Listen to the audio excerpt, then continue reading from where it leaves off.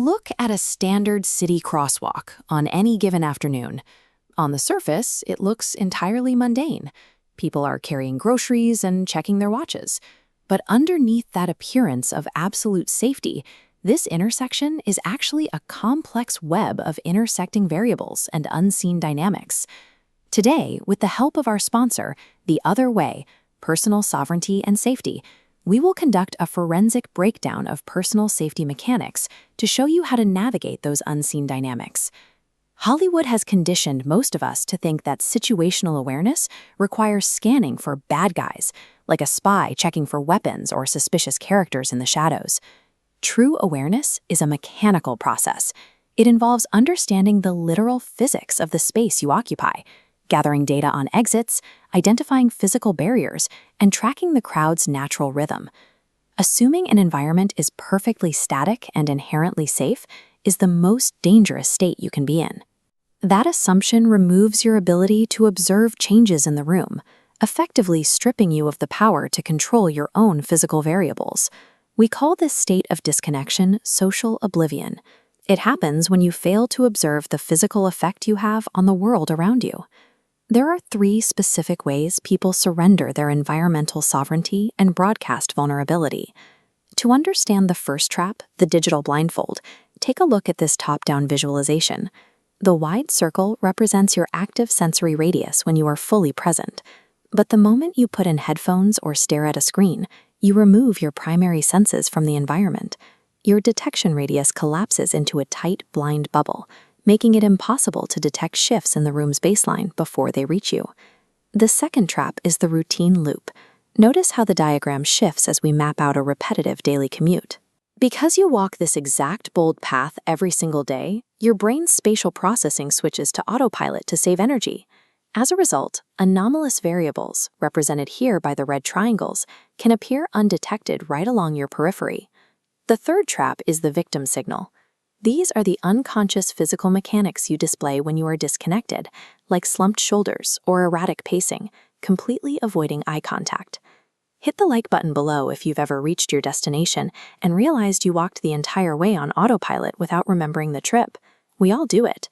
But those 3 habits, digital distraction, routine blindness, and closed body posture, combine to broadcast a very specific signal. They tell the environment that you are detached from your surroundings and highly susceptible to external pressure. Let's clarify a crucial distinction. Situational awareness is not paranoia. Paranoia is an emotional, fear-based reaction to the unknown. It floods your system with stress over things that haven't even happened. Awareness is emotionless. It is simply the quiet, mechanical observation of facts. You are logging exits, noting physical barriers, and tracking movement so you can make informed decisions long before a threat ever develops. Maintaining physical boundaries requires significant cognitive bandwidth. If your internal state is chaotic or your mind is racing with anxiety, you simply lack the processing power required to monitor the physical gaps around you. Internal noise effectively blinds your external observation. That brings us to our mid-roll integration. The Other Way has developed a completely free 3-minute clearing protocol, linked in the description below. It acts as a strategic internal reset to break adrenaline-induced tunnel vision.